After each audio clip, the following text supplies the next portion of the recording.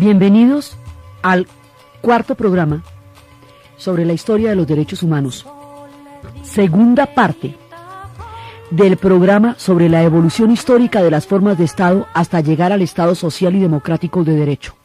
Y arrancamos. De lo que fue toda la formación de la Revolución Francesa, salieron las formas de Estado de Derecho. Salió el consenso, la idea del contrato social, la idea de la soberanía popular emanada de la idea del consenso entre los ciudadanos. Salió todo lo que significa proteger al individuo de los desmanes y del desbordamiento del Estado.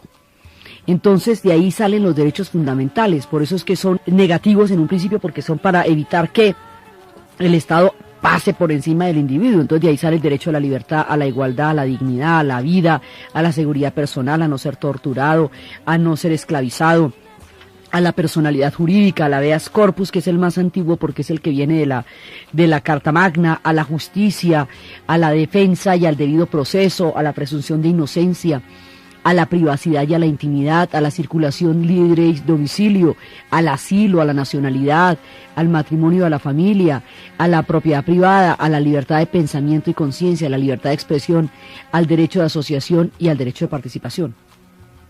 Esa formulación de derechos, más la separación de poderes, para que los poderes se vigilen los unos a los otros y ninguno se pueda desbordar, más la idea de consenso y soberanía popular, concebido el Estado como un acuerdo de voluntades libres, nos lleva no solamente a un Estado de Derecho, sino a un Estado democrático, porque está constituido por ciudadanos, aquellos que han creado esas leyes y los mecanismos para que las leyes se vigilen las unas a las otras, son los ciudadanos libres.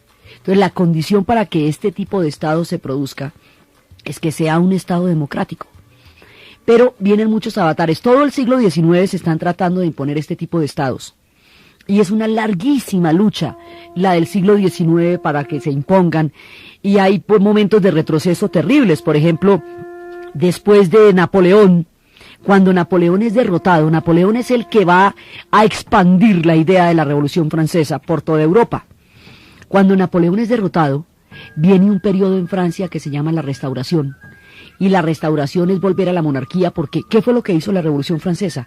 La Revolución Francesa acabó con una clase social que era la aristocracia y montó en el poder a una nueva clase social que era la burguesía.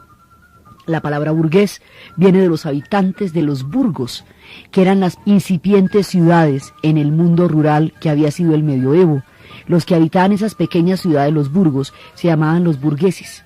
Los que venían de esas pequeñas ciudades, los primeros artesanos, que luego fueron industriales, que luego fueron comerciantes, van a crear las grandes ciudades, y es de esa clase que proviene la gente que se va a tomar la Bastilla y que va a acabar con la aristocracia como clase social y a montar una nueva clase social que es la burguesía.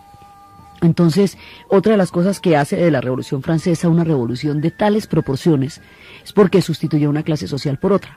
Pero luego va a haber un momento en que, después de derrotado Napoleón, van a tratar de volver atrás el reloj y dar marcha atrás como si lo que hubiera pasado no pasó. Y eso es lo que se llama la restauración, y vuelven y ponen un rey.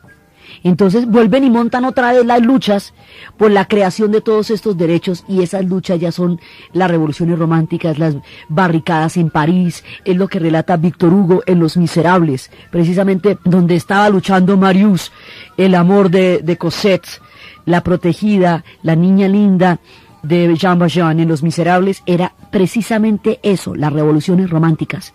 Entonces en el siglo XIX sean 100 años de revoluciones en todas partes para tratar de imponer este modelo de Estado que estamos viendo. Y eso se da en todos lados. Y la fuerza de los nacionalismos va creando este modelo de Estado como los Estados de Derecho que se quieren imponer. Y alrededor de una serie de alianzas políticas, Italia surge como Estado nacional, alrededor de la figura de Giuseppe Garibaldi. Y alrededor del Estado prusiano surge el Estado alemán. La idea es que todo el mundo quiere la determinación de los estados. Entonces el siglo XIX es una nueva oleada de estados. Polonia sigue luchando por su estado, dividido, repartido y atropellado desde los tiempos del siglo XVIII, y no va a poder ver la luz de su estado sino hasta después de la Primera Guerra Mundial. Entonces hay una segunda oleada y aquí se van construyendo otras formas de estado y se están mirando otros elementos que son los que van a dar origen a los derechos de segunda generación, pero eso lo vamos a ver cuando estemos en los derechos de segunda generación. Ahorita estamos viendo las formas de Estado. Entonces hay una segunda oleada que es cuando todos los pueblos están intentando crear este tipo de Estado y están luchando por formar este tipo de Estado, y a esas luchas es que se les llama las revoluciones románticas. Finalmente, poco a poco, todos estos estados van a terminar imponiéndose y van a crear las nuevas repúblicas que van a surgir en los años 30 después de la Primera Guerra Mundial. Pero entonces imagínense que va a pasar una cosa muy grave. Se crearon las primeras repúblicas que ya concebían estados democráticos, estados de individuos, estados basados en instituciones que eran capaces de controlarse las unas a las otras, que estaban representadas por la voluntad popular. Pero se atravesó una circunstancia terrible, la crisis de los años 30, el colapso de Wall Street y todo lo que fue la crisis del capitalismo en los años 30, empobreció de tal manera las sociedades, empujó a la gente a la desesperación. Pues sí, los corredores de bolsa se empezaron a lanzar de lo alto de los edificios cuando cayó el dólar y le cayó la moneda ese día en Wall Street. Entonces resulta que el mundo creía que la economía tenía sus propias leyes, que esas leyes se autorregulaban y que lo único que había que hacer era permitir que se desarrollaran libremente para que ellas encontraran un equilibrio, y eso era lo que se llamaba el liberalismo y era lo que se llamaba dejar hacer y dejar pasar, laissez-faire, laissez-passer. Pero resulta que la crisis del año 30 nos pone ante el gravísimo problema de que la economía se puede enloquecer y tiene ciclos también desastrosos, y que en esos ciclos se puede llevar al planeta entero. Y eso fue la crisis del año 30. Entonces la crisis del año 30 empezó a desesperar de tal manera a la gente, a llevarla a un punto de desempleo, de angustia, de esta inflación. La moneda dejó de valer, carretadas enteras de dinero se las cambiaba usted por un pan cuando usted estaba haciendo cola. En el momento en que llegaba a la ventanilla ya los productos se habían triplicado de precio. Esta locura económica llevó al mundo que había logrado estos estados de derecho a la ruina. Al llevarlos a la ruina, empezó a darle piso a una serie de tendencias totalitarias y a una serie de formas que no estaban legitimadas en la separación de poderes. Porque, por ejemplo, en medio de la desesperación más espantosa, Alemania, destrozada por el Tratado de Versalles después de la Primera Guerra Mundial, sometida a la intolerancia internacional, puesta a pagar la deuda completa de la reconstrucción europea después de la Primera Guerra Mundial, empieza a fortalecerse en esa sociedad una tendencia totalitaria. Y lo más curioso es que esa tendencia totalitaria va a subir al poder por la vía democrática, porque Hitler fue elegido canciller por la votación del pueblo alemán.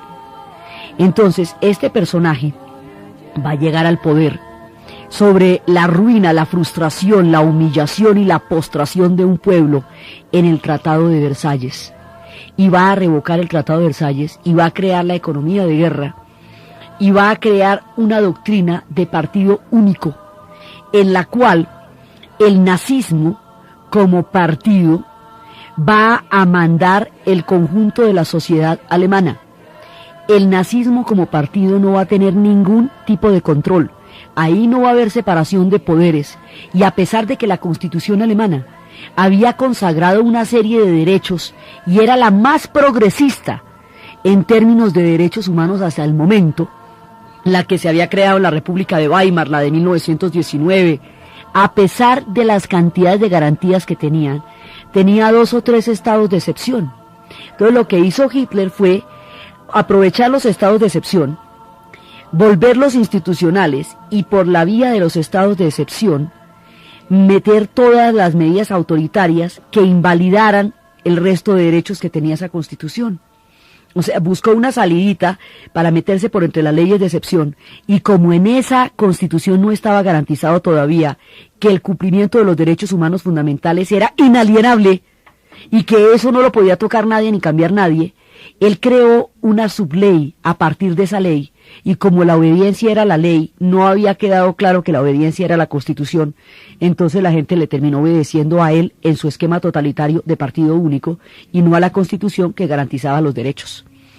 Entonces, por esa vía, el hombre la montó jurídicamente primero y luego militarmente, y desarrolló toda la industria de guerra, y desarrolló una idea absolutamente loca de que había razas superiores que estaban destinadas a acabar con las otras razas que eran inferiores, y sobre la humillación y la postración del pueblo alemán, les dijo lo que ellos querían oír, les dio una reivindicación histórica desde la arrogancia y desde la voluntad de poder, exacerbó esa parte de un pueblo que estaba postrado y le dio un soporte militar y político a eso, y de ahí salió un totalitarismo enorme, en orquesta con los italianos, que son los de la idea original, porque el fascismo originalmente lo implanta en Italia Mussolini sobre las ideas de Gabriel D'Annunzio, y son los primeros, porque eso empieza, en Italia empieza en 1922 y en Alemania en 1933. Esto va a llevar a la Segunda Guerra Mundial, y la Segunda Guerra Mundial va a llevar al colapso de la civilización occidental, y todo lo que habíamos hecho tan bonito se nos perdió, porque entonces, ¿qué fue el nazismo y qué fue el fascismo? El fascismo era una doctrina donde alrededor del Estado el Estado era el que tenía la totalidad de la voluntad de los pueblos. El Estado concedía las libertades según su criterio. El estado natural del hombre era la guerra y no la paz. La paz era debilidad y la guerra era fortaleza. Y las libertades que el Estado concedía, las concedía solo en la medida en que así lo considerara. Entonces, el modelo fascista de Mussolini, todo a nombre de la nación, y el modelo nazi de Hitler, todo a nombre del partido, suprimen todas las garantías individuales por las que se luchó en la Revolución Francesa y en todo el siglo XIX, y en esas mismas sociedades italianas y alemanas, con el poderío militar tan grande que desarrollan, invaden a todos los países europeos, y donde quiera que los países van a ser invadidos, van a suprimir todas las libertades, las garantías constitucionales, van a revocar las leyes, van a desconocer los derechos de los ciudadanos, van a desconocer los derechos de autodeterminación de los pueblos, todo eso, hasta llevar al mundo a una hecatombe que fue la Segunda Guerra Mundial. Y esto va con el Holocausto, que es el acto más dantesco, terrible, trágico y transgresor del derecho a la vida y a la dignidad humana que haya ocurrido en el siglo XX, y lo mancha en su totalidad por el solo hecho de haber existido. Y lleva al mundo a la bomba atómica. No, de hecho, nadie entiende qué pasó, pero qué pasó si todo estaba tan bien. Y se destruyó todo, se echó para atrás, todo. Sobre las cenizas de la Segunda Guerra Mundial, sobre la ruina de Europa, 50 millones de muertos en 5 años de conflicto. Los europeos se cogen la cabeza a 2 manos y dicen: Dios mío, ¿qué nos pasó? Aquí, ¿qué pasó? Y el sacrificio que tuvo que hacer Inglaterra para ganar esa guerra fue inmenso. Cuando Churchill les decía: solo tengo para exigirles sangre, sudor y lágrimas, solo les puedo pedir eso, no les puedo garantizar nada. Hay un momento en que Inglaterra está solita, porque todos los demás países europeos han caído y Estados Unidos aún no había entrado. Inglaterra sola aguantó todo el poderío nazi, y en ese momento el sacrificio es total. Dicen: ¿qué está haciendo usted para ganar la guerra? Y la gente tiene que cultivar las antejardines de las casas para que pueda comer, apagar las luces de noche para que no los vean los bombardeos, estar atentos a las sirenas, meterse bajo de los metros, esconderse como ratas en los agujeros cada vez que se escuchan las sirenas de los bombardeos alemanes. Es una época terrible, y van a pasar los sacrificios y las penurias más grandes, y viene una posguerra solitaria, ya pues una posguerra atormentada, porque este pueblo vio el colapso de la civilización. Imagínense los pueblos del Estado del Parlamento inglés, los que habían hecho todo relativamente a las buenas, los de la Carta Magna, los del Parlamento de Cromwell, esta gente, digamos, que había desarrollado gradualmente la idea de un Estado de Derecho, colapsados, tratando de sobrevivir físicamente de los bombardeos nazis durante la Segunda Guerra Mundial. O imagínense a los franceses, que habían creado la idea de la libertad, completamente sometidos bajo la férula de los alemanes, viendo las tropas nazis desfilando por los Campos Elíseos y atravesando el Arco del Triunfo. Imagínense eso para la gente que hizo la revolución en nombre de la libertad. ¿Cómo sería de duro? Entonces los ingleses hicieron un sacrificio terrible.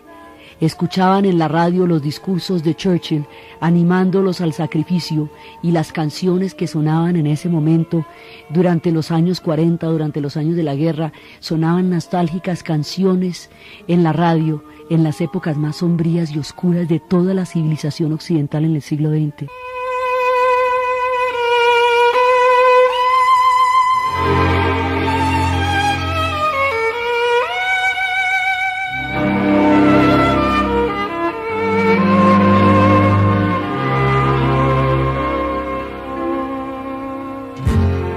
Let's say goodbye with a smile, dear. Just for a while, dear, we must part. Don't let the parting upset you. I'll not forget you, sweetheart. Con estas canciones románticas y de letanía bailaban en los clubes de oficiales, la escuchaban en la radio junto con las instrucciones de cómo hacer para ganar la guerra.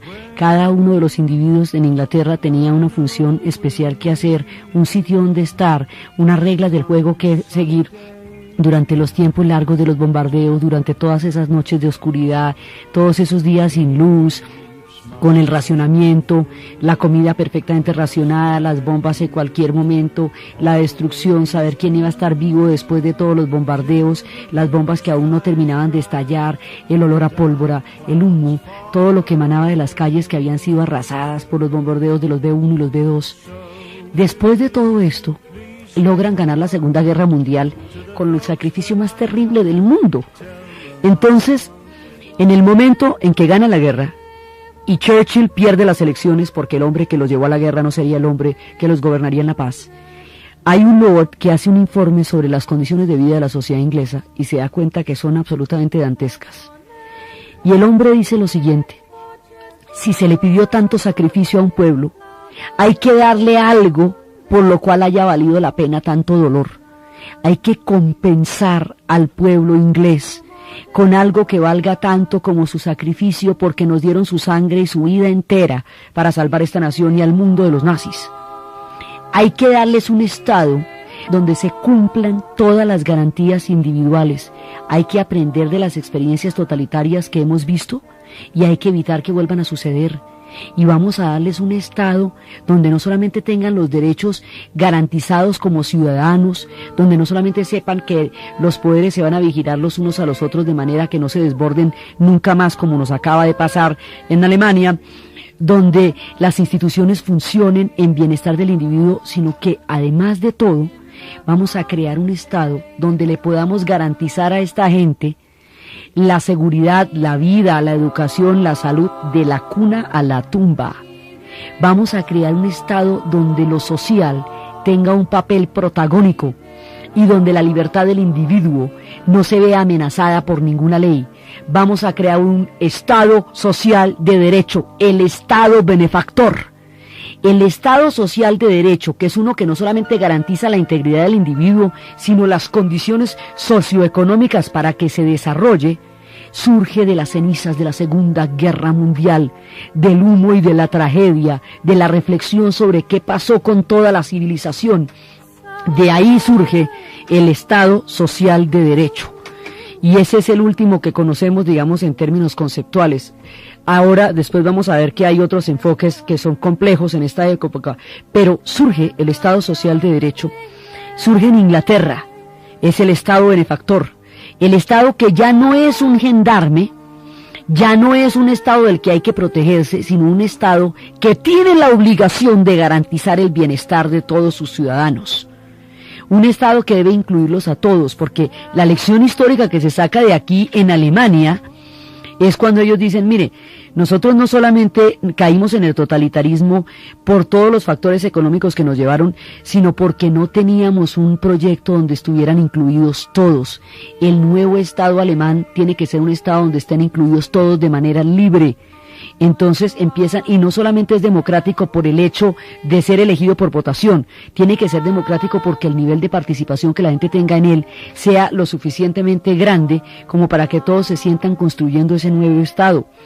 Así que el Estado alemán de la posguerra desarrolla una gran cantidad de mecanismos de participación a nivel popular para que todos se sientan construyendo esa nueva Alemania. Es un Estado para todos. Entonces, del colapso es que sale la idea de los estados benefactores, con la ayuda del Plan Marshall, que es, digamos, de donde sale la inversión económica para poder darle el soporte el soporte económico a todos estos proyectos, y con el trabajo día y noche y con la fe en la libertad, aparecen en el mundo los estados sociales de derecho. De las cenizas y de la desesperanza de la Segunda Guerra Mundial surge la gran esperanza de los estados sociales de derecho y la universalidad del reconocimiento de los derechos humanos como un consenso que se llega a firmar a través de la ONU, de las Naciones Unidas, para protegerse de los totalitarismos, de los conflictos agravados y para que el mundo nunca más vea cosas tan terribles como las cenizas de la Segunda Guerra Mundial.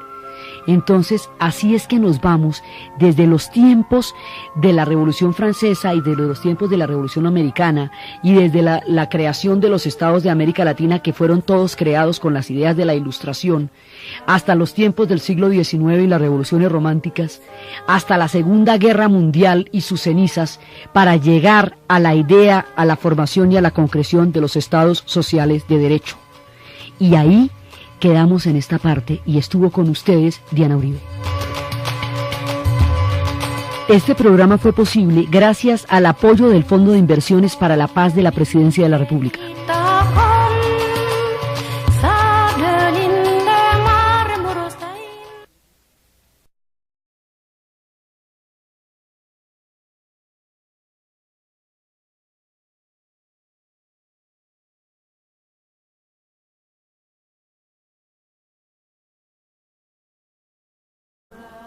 Y eso fue la crisis del año 30. Entonces la crisis del año 30 empezó a desesperar de tal manera a la gente, a llevarla a un punto de desempleo, de angustia, de estanflación. La moneda dejó de valer, carretadas enteras de dinero se las cambiaba usted por un pan cuando usted estaba haciendo cola. En el momento en que llegaba a la ventanilla ya los productos se habían triplicado de precio. Esta locura económica llevó al mundo que había logrado estos estados de derecho a la ruina. Al llevarlos a la ruina, empezó a darle piso a una serie de tendencias totalitarias y a una serie de formas que no estaban legitimadas en la separación de poderes. Porque, por ejemplo, en medio de la desesperación más espantosa, Alemania, destrozada por el Tratado de Versalles después de la Primera Guerra Mundial, sometida a la intolerancia internacional, puesta a pagar la deuda completa de la reconstrucción europea después de la Primera Guerra Mundial, empieza a fortalecerse en esa sociedad una tendencia totalitaria. Y lo más curioso es que esa tendencia totalitaria va a subir al poder por la vía democrática, porque Hitler fue elegido canciller por la votación del pueblo alemán. Entonces, este personaje va a llegar al poder sobre la ruina, la frustración, la humillación y la postración de un pueblo en el Tratado de Versalles. Y va a revocar el Tratado de Versalles y va a crear la economía de guerra y va a crear una doctrina de partido único en la cual el nazismo como partido va a mandar el conjunto de la sociedad alemana. El nazismo como partido no va a tener ningún tipo de control. Ahí no va a haber separación de poderes, y a pesar de que la Constitución alemana había consagrado una serie de derechos y era la más progresista en términos de derechos humanos hasta el momento, la que se había creado en la República de Weimar, la de 1919, a pesar de las cantidades de garantías que tenía 2 o 3 estados de excepción. Entonces lo que hizo Hitler fue aprovechar los estados de excepción, volverlos institucionales y por la vía de los estados de excepción meter todas las medidas autoritarias que invalidaran el resto de derechos que tenía esa Constitución. O sea, buscó una salidita para meterse por entre las leyes de excepción, y como en esa Constitución no estaba garantizado todavía que el cumplimiento de los derechos humanos fundamentales era inalienable y que eso no lo podía tocar nadie ni cambiar nadie, él creó una subley a partir de esa ley, y como la obediencia era la ley, no había quedado claro que la obediencia era la Constitución, entonces la gente le terminó obedeciendo a él en su para ganar la guerra, y la gente tiene que cultivar las antejardines de las casas para que pueda comer, apagar las luces de noche para que no los vean los bombardeos, estar atentos a las sirenas, meterse bajo de los metros, esconderse como ratas en los agujeros cada vez que se escuchan las sirenas de los bombardeos alemanes. Es una época terrible, y van a pasar los sacrificios y las penurias más grandes, y viene una posguerra solitaria, ya pues una posguerra atormentada, porque este pueblo vio el colapso de la civilización. Imagínense los pueblos del Estado del Parlamento inglés, los que habían hecho todo relativamente a las buenas, los de la Carta Magna, los del Parlamento de Cromwell. Esta gente, digamos, que había desarrollado gradualmente la idea de un Estado de Derecho, colapsados, tratando de sobrevivir físicamente de los bombardeos nazis durante la Segunda Guerra Mundial. O imagínense a los franceses, que habían creado la idea de la libertad, completamente sometidos bajo la férula de los alemanes, viendo las tropas nazis desfilando por los campos elíseos y atravesando el Arco del Triunfo. Imagínense eso para la gente que hizo la revolución en nombre de la libertad. ¿Cómo sería de duro? Entonces los ingleses hicieron un sacrificio terrible. Escuchaban en la radio los discursos de Churchill animándolos al sacrificio, y las canciones que sonaban en ese momento durante los años 40, durante los años de la guerra, sonaban nostálgicas canciones en la radio en las épocas más sombrías y oscuras de toda la civilización occidental en el siglo XX.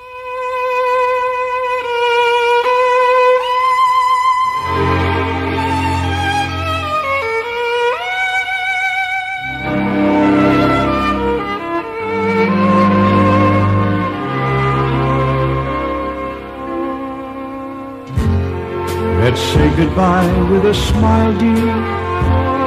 Just for a while, dear, we must part. Don't let the parting upset you. I'll not forget you, sweetheart. Con estas canciones románticas y de letanía bailaban en los clubes de oficiales, la escuchaban en la radio junto con las instrucciones de cómo hacer para ganar la guerra. Cada uno de los individuos en Inglaterra tenía una función especial que hacer, un sitio donde estar, unas reglas del juego que seguir durante los tiempos largos de los bombardeos, durante todas esas noches de oscuridad, todos esos días sin luz, con el racionamiento, la comida perfectamente racionada, las bombas en cualquier momento, la destrucción, saber quién iba a estar vivo después de todos los bombardeos, las bombas que aún no terminaban de estallar, el olor a pólvora, el humo, todo lo que emanaba de las calles que habían sido arrasadas por los bombardeos de los B-1 y los B-2. Después de todo esto, logran ganar la Segunda Guerra Mundial, con lo de tal manera las sociedades, empujó a la gente a la desesperación, pues si los corredores de bolsa se empezaron a lanzar de lo alto de los edificios cuando cayó el dólar y le cayó la moneda ese día en Wall Street. Entonces resulta que el mundo creía que la economía tenía sus propias leyes, que esas leyes se autorregulaban y que lo único que había que hacer era permitir que se desarrollaran libremente para que ellas encontraran un equilibrio, y eso era lo que se llamaba el liberalismo, y era lo que se llamaba dejar hacer y dejar pasar, laissez-faire, laissez-passer. Pero resulta que la crisis del año 30 nos pone ante el gravísimo problema de que la economía se puede enloquecer y tiene ciclos también desastrosos, y que en esos ciclos se puede llevar al planeta entero. Y eso fue la crisis del año 30. Entonces la crisis del año 30 empezó a desesperar de tal manera a la gente, a llevarla a un punto de desempleo, de angustia, de estanflación. La moneda dejó de valer, carretadas enteras de dinero se las cambiaba usted por un pan cuando usted estaba haciendo cola. En el momento en que llegaba a la ventanilla ya los productos se habían triplicado de precio.